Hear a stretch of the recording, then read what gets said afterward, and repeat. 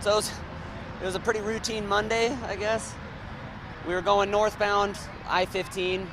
Part of our job, like a lot of what we end up doing in the summer, is we have to pick up all the large debris off the shoulders. So we had pulled over right after, if you're going northbound, right after the 7200 on-ramp comes on.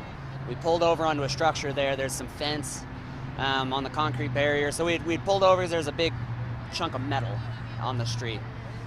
So we throw on our dancing diamonds you see up there, the roto beams flashing.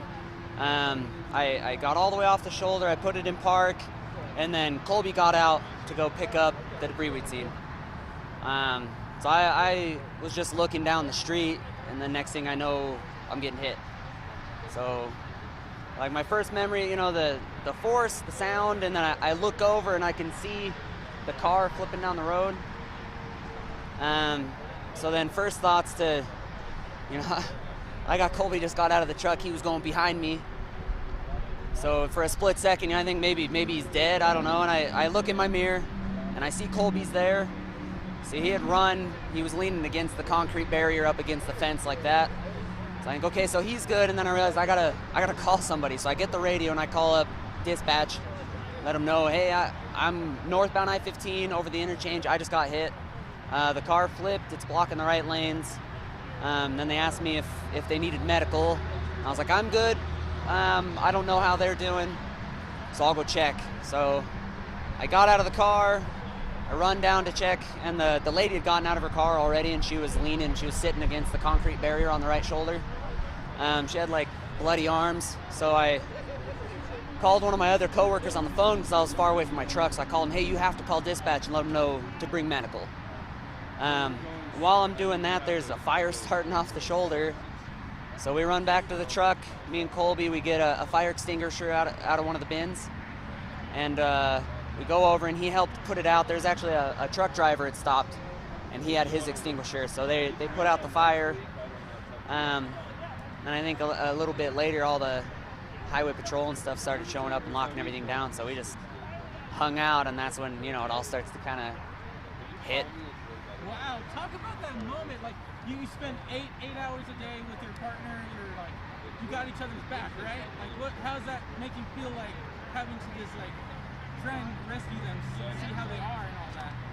I mean, yeah, that was my first thought, was like, if I look back there and I don't see him, like, I might be coming out, like, I spend more time with him than most anyone else in my life, right? I might be getting out of the truck to see his unconscious body on the side of the road.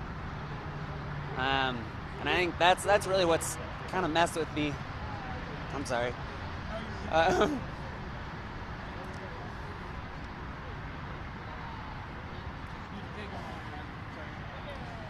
Sorry, man. It's okay.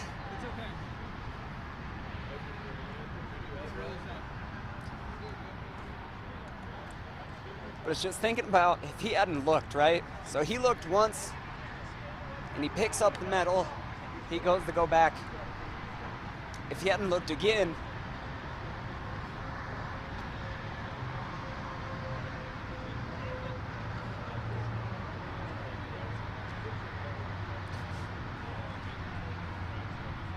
How are you feeling about just being here?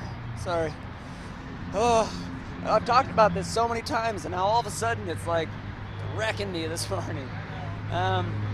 Like if he hadn't been paying attention, it's very likely that he wouldn't be here. And I got lucky that, like, I was still in the truck.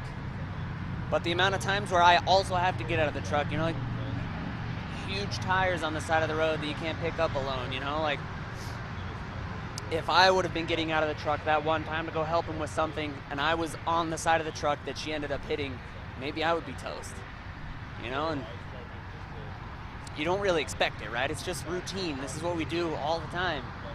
When you hop in a car and you drive down the road, you kind of expect, like, you're always aware, you're trying to pay attention because you expect maybe you'll get hit or something, but, like, I don't know, I just wasn't expecting it. It was totally out of the blue, and then, thank goodness it turned out the way that it did, and, I'm fine for the most part, and he's fine. He was able to get out of the way, but, like, in a split second, everything could have been totally different. And pretty rough. And to end it all, what's your message to the drivers that are on this road and see an emergency vehicle? I mean, it's the same thing you hear all the time, right? You ask Highway Patrol, it's just, you have to pay attention. You know, we were stationary, she's doing 70, in a split second she came over and smacked us. It was only maybe 5 total, right? Just paying attention, and when you see the emergency vehicles, if there's room to get over, just get over. You know, the amount of times in a day that we see people toe that line of the shoulder while we're right there, like I wouldn't even be able to keep track of them. It's all the time.